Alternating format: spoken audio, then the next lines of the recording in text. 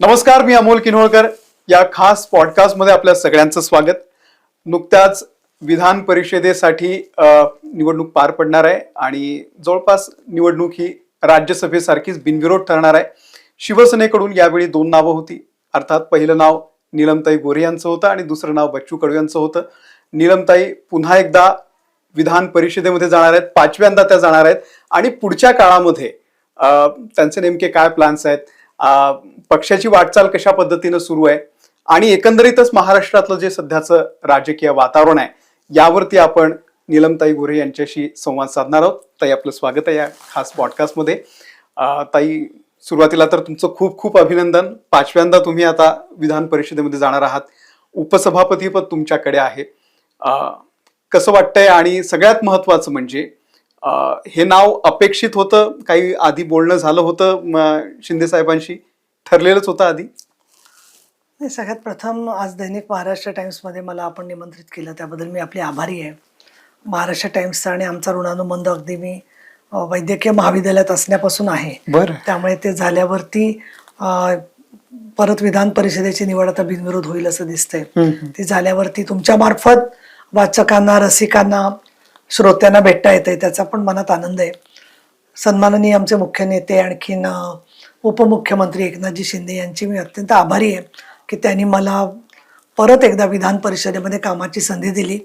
उपसभापती म्हणून गेले 3 वर्ष जे माझं काम चाललं होतं, एकूण 6 वर्ष झाली, पण त्यातली 3 वर्ष माननीय शिंदे साहेबांचं नेतृत्व स्वीकारून काम करत असताना विधान परिषदेचे नेते, त्याचबरोबर सरकारचे प्रतिनिधी, आधी मुख्यमंत्री, नंतर उपमुख्यमंत्री, या नात्यातून चांगलं मला सहकार्य मिळालं. आणि त्याचबरोबर एक आपल्याला जे वाटतं की एखादी गोष्ट आता पक्षाने केली पाहिजे, त्याच्या आधीच जो पक्षनेता ते करून त्यांनी टाकलेली असते, अशी अनेक उदाहरणं मला त्यांची दिसतात. आणि त्याच्यामुळे त्यांच्यासारख्या एक अतिशय कृतिशील नेत्यांबरोबर काम करता येते, ही चांगली गोष्ट आहे.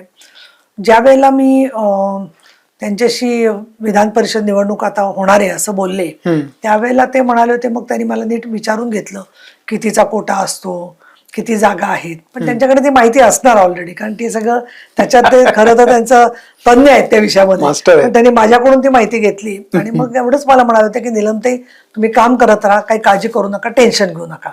त्याच्या पलीकडे मी काही परत त्यांना खोदून खोदून विचारलं नव्हतं. परंतु नंतर मग मला ते एका कार्यक्रमात भेटले ही निवडणूक जाहीर झाल्यावरती, तेव्हा मग मी त्यांना पत्र दिलं की मला परत संधी मिळावी अशी माझी आपल्याला विनंती आहे. त्याच्यानंतर मात्र ते खूप खुश होते. त्यांनी फोटो काढून घेतले, बरोबर कार्यकर्ते होत्या, त्यांच्यावर फोटो काढले. त्यामुळे एकूण त्यांची सकारात्मक भूमिका होती असं मला वाटलं. दुसरा निरोप समारंभ जो झाला आमचा विधान परिषदेत, त्यावेळेला स्वतः शिंदे साहेबांनी कामाची माझ्या खूप माहिती करून तपशीलवार सविस्तर त्यांनी इतकं कौतुक केलं की मला स्वतःला संकोच झाल्यासारखा झाला. आणि फडणवीस साहेबांनी तर सभागृहातच सांगितलं की शिंदे साहेबांच्या हातात आहे, पण पुनरागमन तुमचं व्हावं. त्याच्यामुळे संकेत जे आहेत ते चांगले वाटत होते. पण मधल्या काळामध्ये काही बातम्या उलटसुलट थोड्या येत होत्या, त्यामुळे वाटत होतं. परंतु तुम्ही जो शब्द वापरलाय की वर्णी, तर वर्णी म्हणजे काय होतं की वर्णीचा अर्थ म्हणजे त्या माणसाची काही क्षमता असो नसो, आपलं एक चिकटवून दिलं, लागली वर्णी. तर तसं मला नाही वाटत आहे. मला असं वाटतं की ती कामाची संधी आहे आणि ही कामाची संधी परत मला मिळाली. याला कारण अगदी महत्वाचं आहे की सातत्याने एक मिशन म्हणून किंवा एक कर्मयोग म्हणून 24/7 आणि प्रत्येक महिन्याचे दिवस, मला वाटतं एकही दिवस असा नसेल की ज्या दिवशी कुठल्या ना कुठल्या अडचणीत सापडलेल्या महिलेला मी काहीतरी मदत केलेली नाहीये. त्यांच्या वेळोवेळी फोन येतात, तरी मी यंत्रणा 2 उभ्या केलेल्या आहेत. अनेक ठिकाणी स्थानिक शिवसेना महिला आघाडीच्या काम करतात महिला, काही ठिकाणी स्त्री आधार केंद्राचं आमचं जे काम असतं त्यातून मदत होते. आमच्या उपसभापती कार्यालयामध्ये 2-3 अधिकाऱ्यांना ही जबाबदारी आहे की कुठेही कोणाला काही त्रास होत असेल, त्यांचे काही फॉलोअप असेल तर ते दैनंदिन कामाखेरीज फॉलोअप करत असतात. आणि त्याच्यामुळे माझ्या ज्या सगळ्या कल्पना आहेत त्याला अजून एक आपल्याला दीर्घकाळ काम करण्याची संधी मिळते, ही खूप महत्वाची गोष्ट आहे. महिला आरक्षणाच्या बद्दल सगळे बोलतात, पण ती कृतीत आणून दाखवणं हे शिवसेनेने सातत्याने केलेलं आहे. आणि आता सुद्धा आरक्षण नसतानाही मला 5व्यांदा संधी मिळते, तर ही याबद्दल मी पक्षाची ऋणी आहे.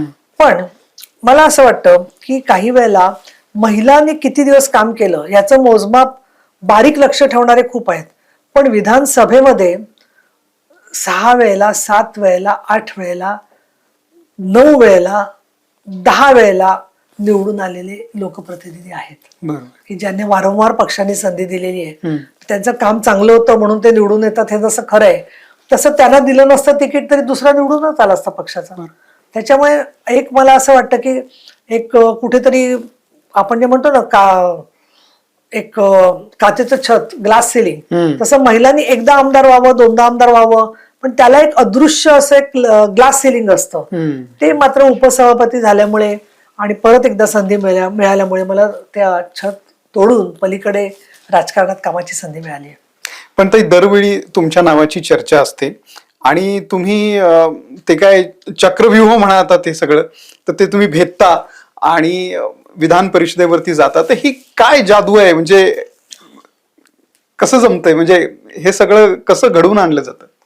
ते घडवून आणण्याचा प्रश्न नाहीये. एक तर सातत्याने आपण काम जे करतो ते काम आपण प्रत्येक गोष्ट आपल्या नेत्याला जाऊन सांगू शकत नाही, कारण आपण काय काम केलं. परंतु जेव्हा ते जनतेत जातात, लोकांना भेटतात, किंवा एखाद्या कामाच्या वरती आपण सभागृहात निर्देश देतो किंवा एखाद्या बैठकीमध्ये त्यांना माहिती होतं, तर शेवटी सातत्याने त्या केलेल्या कामाची जशी दखल असते तसं पक्षाच्या पण काही गरजा असतात की बाबा लोकसभा विधानसभेच्या प्रचाराला प्रत्येक ठिकाणी पक्ष सांगेल तिथे जाणं, किंवा बदलापूर सारख्या इन्सिडेंट्स मध्ये जाऊन तिथे पोहोचणं, आणि केवळ चॅनेलवरती जाऊन आपण भूमिका घ्यायची आणि बोलायचं असं न करता त्या कुटुंबाला शक्य तेवढा मदत सातत्याने करत राहणं, हे सगळं कामाबरोबरच शिवसेनेची भूमिका सभागृहात नीट समोर यावी यासाठी सर्व माध्यमातून प्रयत्न करणं, याच्यामधून ही दखल घेतली जाते असं मला वाटतं.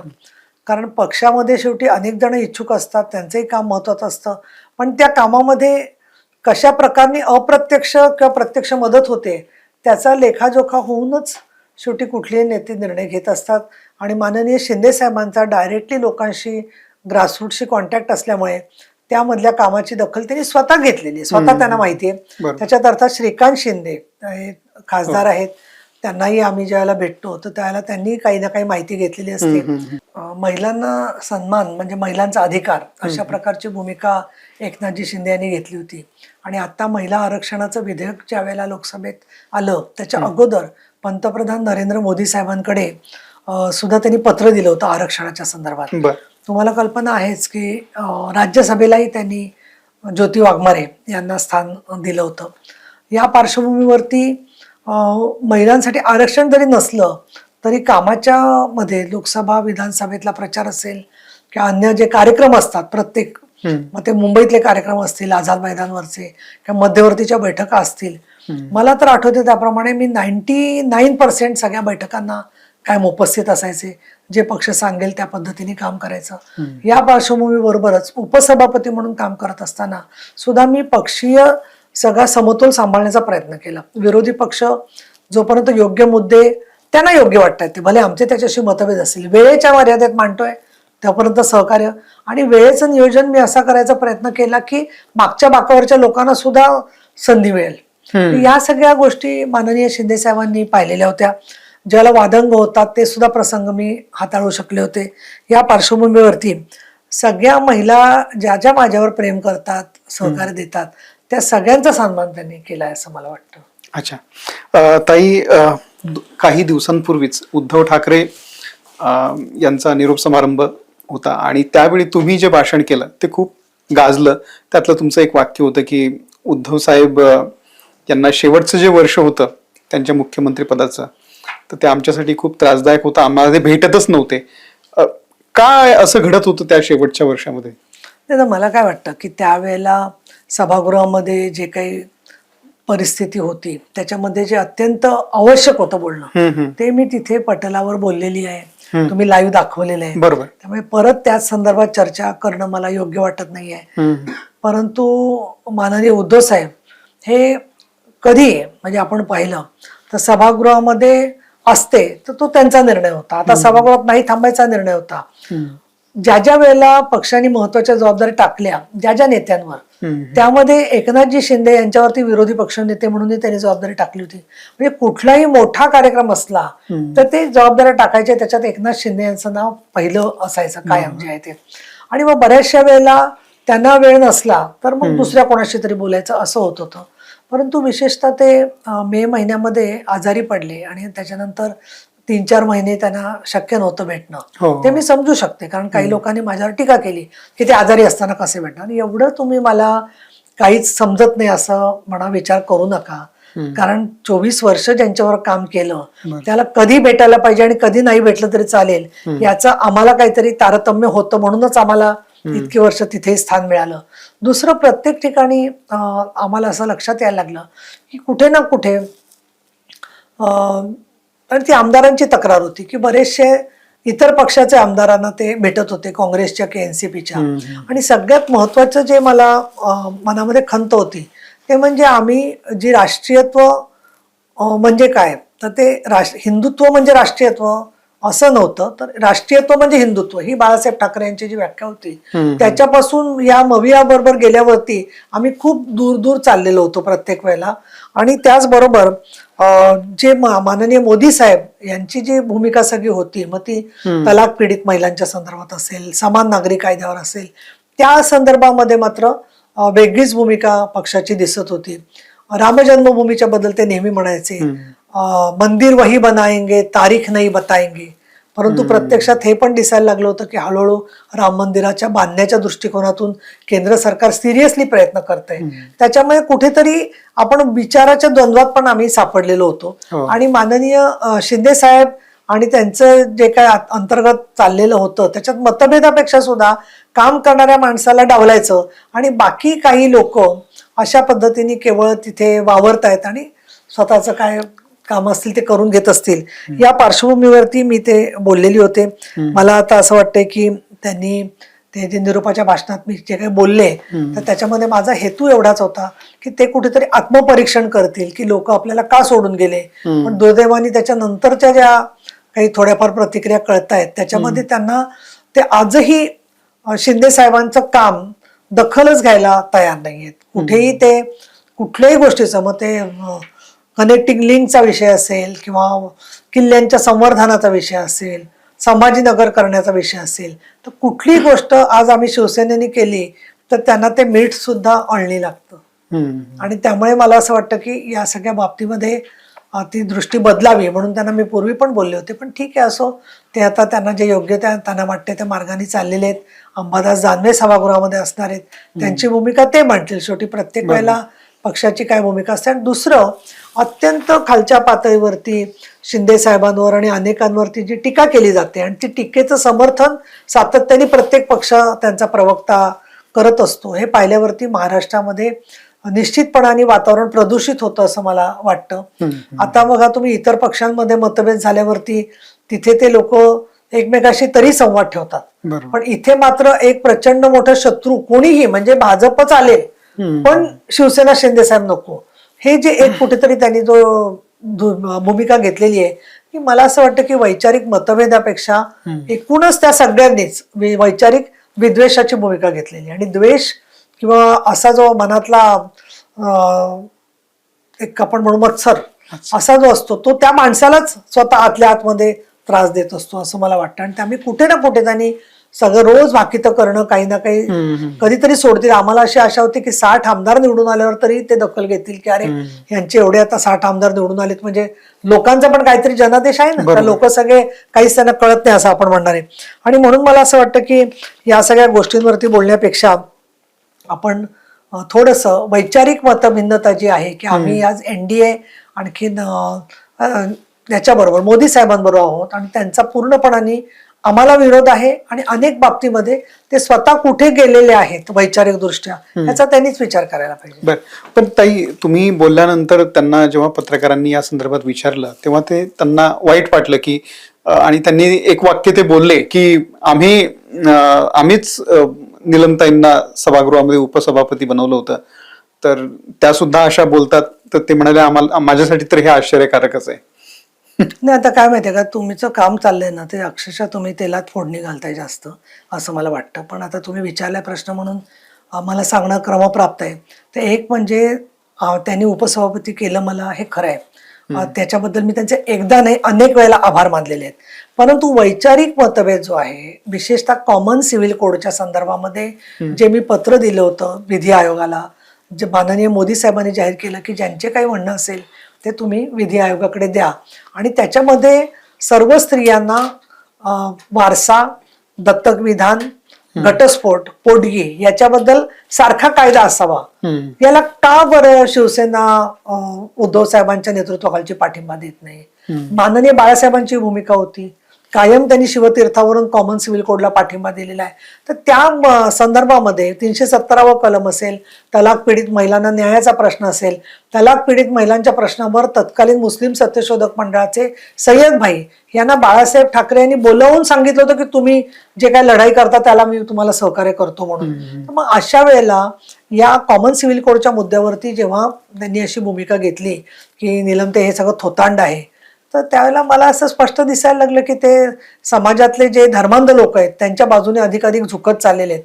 त्यामुळे त्यांनी जे जे काही आम्हाला स्थान दिलेलं आहे, अनेक हे टोळं जे आहेत, टोळं भैरव ट्रोलिंग करणारे, ते सारखं मला म्हणतात तुम्हाला हे दिलं, तुम्हाला ते दिलं. आम्हाला दिलं तर आम्ही त्याच्याबद्दल त्या वेळेला आभार मानलेले आहेत, नंतरही आभार मानतो.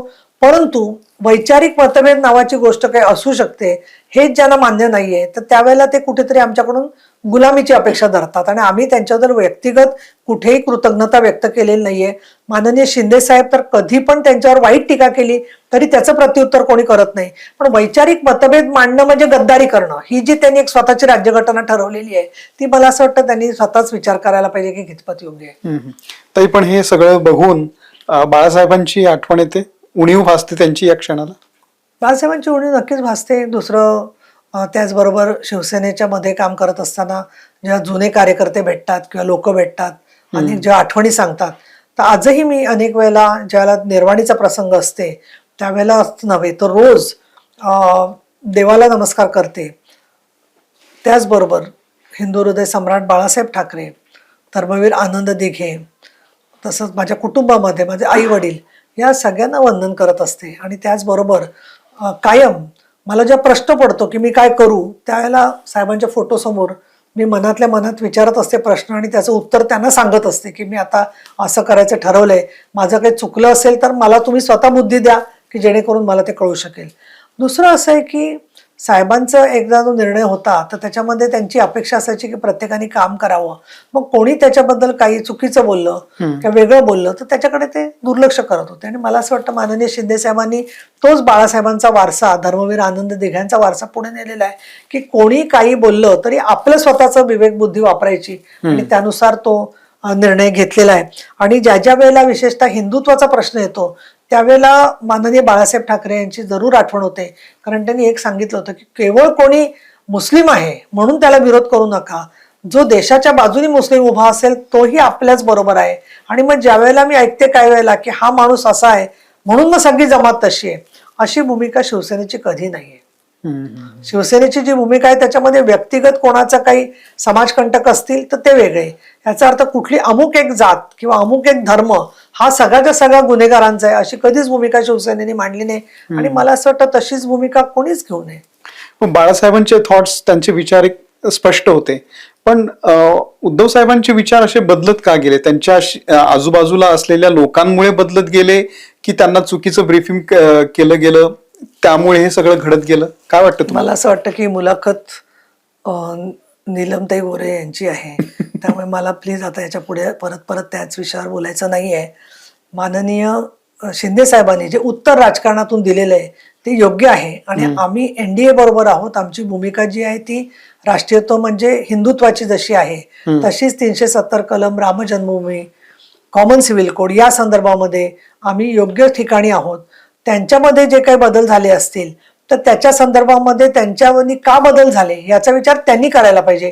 पण ते खूप मोठे नेते आहेत त्यामुळे त्याच्या संदर्भामध्ये मी काही त्यांना मार्गदर्शन करावं किंवा मी माझं मत मांडावं असं मला काही वाटत नाहीये. दुसरं महत्वाचं असं आहे की ज्या प्रकारनी अनेक वेळेला टीका होते किंवा कुठलीही काही गोष्ट केली की त्या संदर्भामध्ये त्याबद्दलची कुठलीच वैचारिक म्हणजे दखलच घ्यायची नाही असंही ते करत असतात. त्याला एक कारण मला वाटतंय की एक दोन व्यक्ती अशा असाव्यात की ज्यांना माझा जो काही प्रयत्न होता किंवा काम होतं ते तेवढं समानतेचं काम आवडत नसावं आणि त्याच्यामुळे सुद्धा त्यांची भूमिका अधिक प्रभावी झाली असेल आणि त्यामुळे सुद्धा आम्ही नकोसे झालो असो असं मला वाटतं. ताई, सध्याच्या राजकारणामध्ये महिलांसाठी किती स्पेस आहे असं तुम्हाला वाटतं?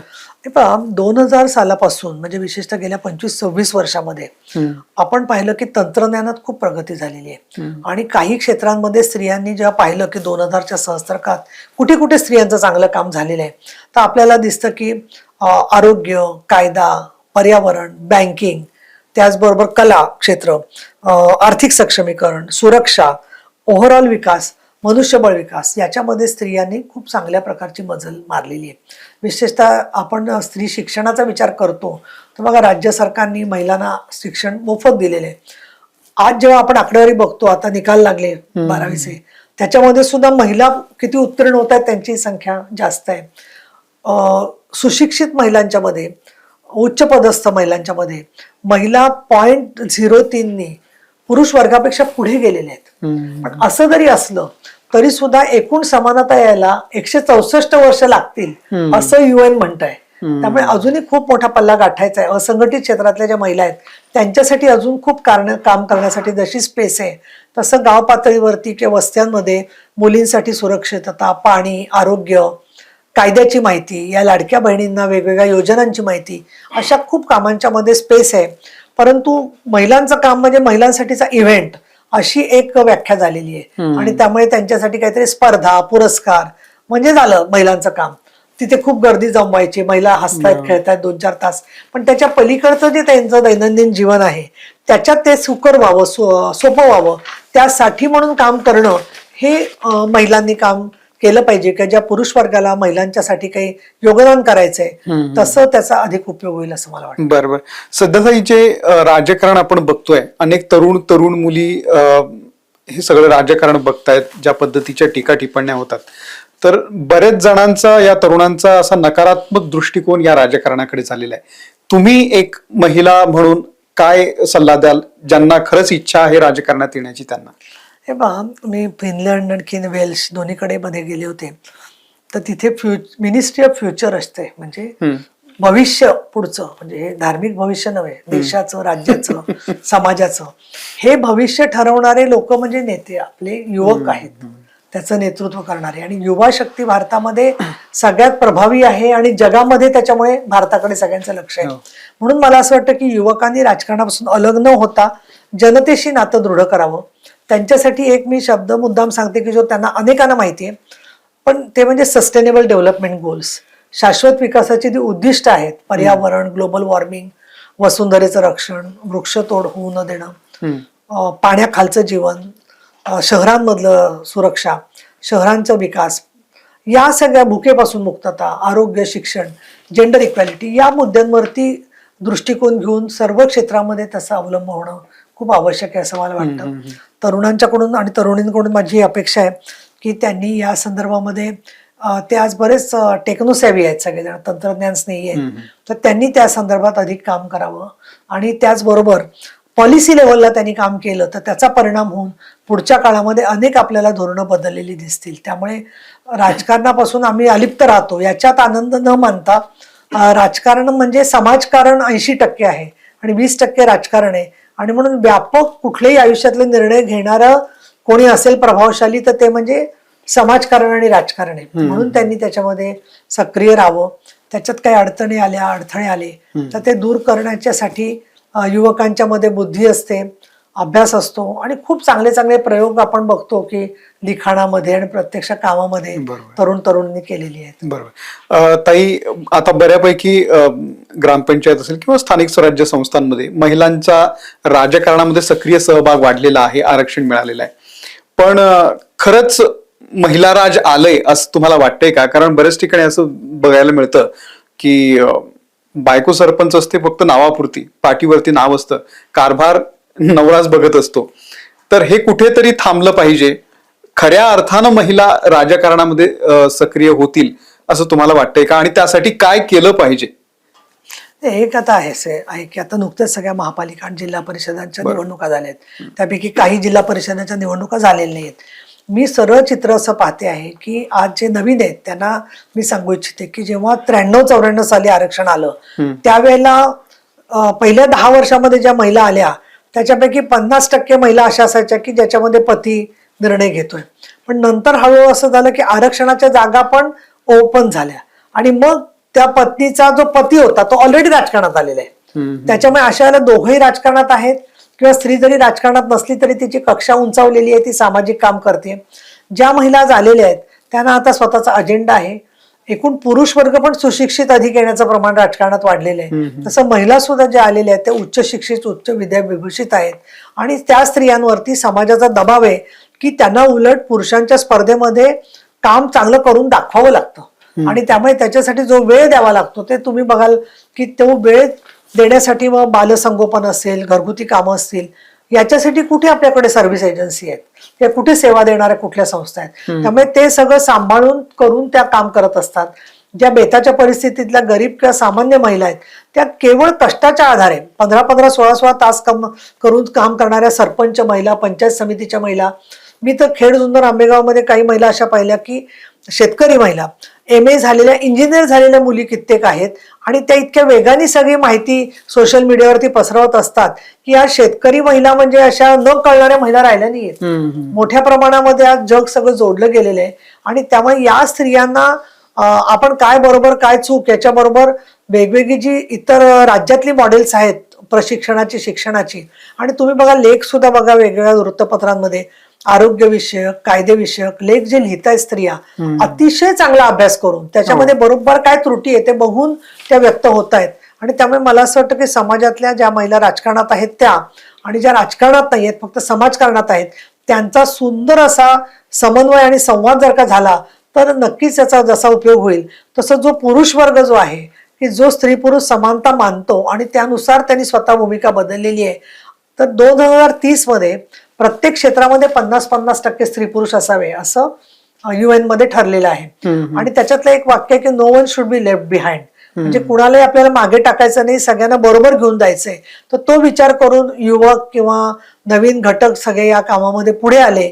तर ज्येष्ठ नागरिकांचं सुद्धा तुम्ही बघा की त्यांचे पण बरेच प्रश्न वाढत चाललेले आहेत. तर या सगळ्या दृष्टिकोनातून हे काम आपल्याला मजबूत करणं शक्य होईल.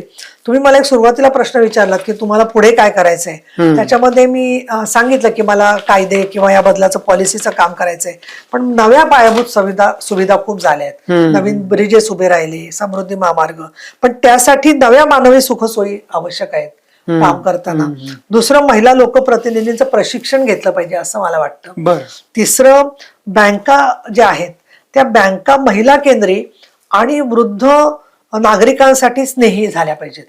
लोकांना साध्या साध्या गोष्टींमध्ये आपण, तुम्ही तर बुलढाण्यात वगैरे पाहिलेलं आहे की त्या बँकांमध्ये जाऊन लोकांना तासन तास थांबायला लागतं. तर ही जी परवड आहे लोकांची, तर कुठेतरी बँकांसाठी पण SOP झाले पाहिजेत की त्यांनी लोकांशी कशा पद्धतीने वागलं पाहिजे.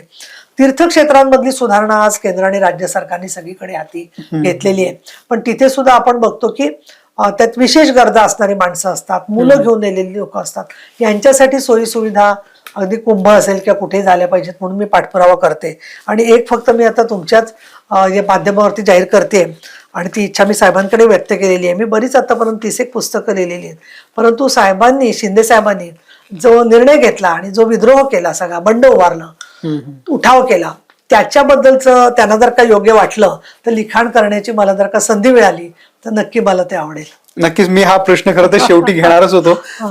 या सगळ्या व्यापामध्ये लिखाण, वाचन हे कसं तुम्ही जुळवून आणता? कितपत लिहिणं होतंय? कुठल्या विषयावरती आता लिहायचंय तुम्हाला जास्तीत जास्त? एक तर मी आता 10 दिशा म्हणून माझं नवीन पुस्तक एक मध्ये येऊन गेलेलं आहे. बरोबर. आता मी विधान परिषद माझे कामकाजचं 2014 ते 2020 पर्यंतचा खंड, तो जवळजवळ 700 पानी आहे, ते आता पूर्ण करते. पण याच्या खेरीज माझी इच्छा अशी आहे की असं काही एक लिखाण व्हावं की जो प्रवास मी त्यांचा पाहिलेला आहे जवळून, तशा पद्धतीचं लिखाण व्हावं. दुसरं, मी काही वेळेला माझा कॉलम चालू आहे एका वर्तमानपत्रात आणि साहित्य रंग नावाचा कार्यक्रम आम्ही दर आठवड्यात युट्यूबवर करतो. एक निवडून आलेल्या महिलांच्यासाठी एखादं पुस्तक लिहावं की संवाद कौशल्य, त्याच्यानंतर वक्तृत्व कला, कुठली माहिती आली तर ती आपण उपयुक्त कशी ठरवायची, नवीन माहिती कशी शोधायची, असे मी 14 विषय काढलेले आहेत आणि त्यानुसार मी थोडं ते पण माझं लिखाण करायची इच्छा आहे.